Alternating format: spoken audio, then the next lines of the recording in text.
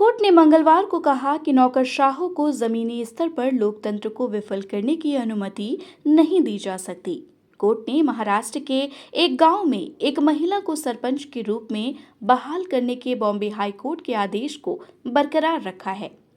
Justice Suryakant और N Koteshwar Singh की पीठ ने कहा कि राज्य में कई मामलों में यह सामने आया है कि जहां अफसरों ने पंचायत में चुने गए प्रतिनिधियों के साथ दुर्व्यवहार किया है।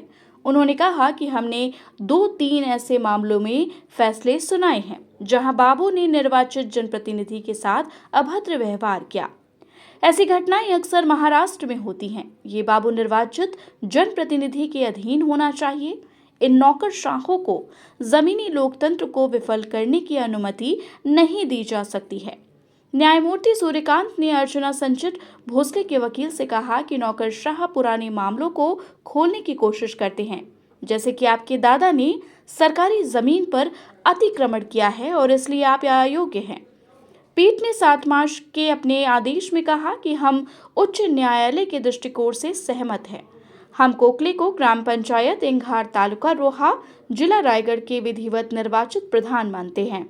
अर्चना का सरपंच के रूप में चुनाव 29 जनवरी को उच्च न्यायालय ने रद्द कर दिया था।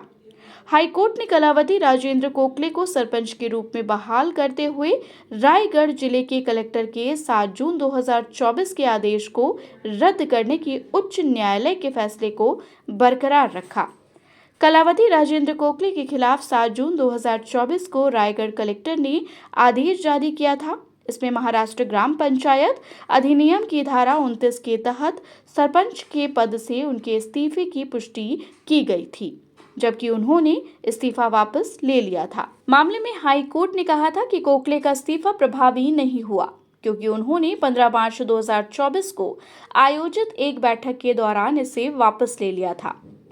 कलेक्टर ने गलत तरीके से यह निष्कर्ष निकाला है कि सरपंच का पद खाली हो गया है, जबकि उन्होंने इस बात पर विचार नहीं किया कि इस्तीफा पहले ही वापस ले लिया गया था। इसलिए हाई कोर्ट ने कलेक्टर के आदेश को अवैध मानकर रद्द कर दिया। हाई कोर्ट ने कहा कि इसलिए अर्चना भोसले का चुनाव अमान्य माना गया, चूंकि कोकले ने सरपंच का पद खाली नहीं किया है, इसलिए उस पद पर भोसले के चुनाव का कोई सवाल ही नहीं है। न्यायालय ने कहा कि ग्राम पंचायत अधिनियम की धारा 29 में त्यागपत्र वापस लेने के लिए कोई विशिष्ट प्रावधान नहीं है। फिर भी किसी सदस्य को त्यागपत्र वापस लेने के लिए बाध्य नहीं किया जा सकता।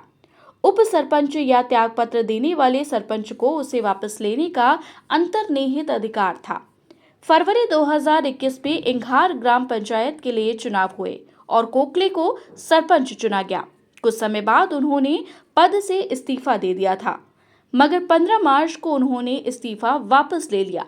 कोकले ने अपना इस्तीफा वापस लेने की सूचना ब्लॉक विकास अधिकारी और तहसीलदार सहित संबंधित अधिकारियों को दी थी। इसके बाद रायगढ़ जिला कलेक्टर ने 7 जून 2024 को कहा कि कोकले का इस्तीफा रोहा पंचायत समिति के अध्यक्ष द्वारा स्वीकार कर लिया गया है और अर्चना भोसले को 13 जून 2024 को सरपंच चुना गया।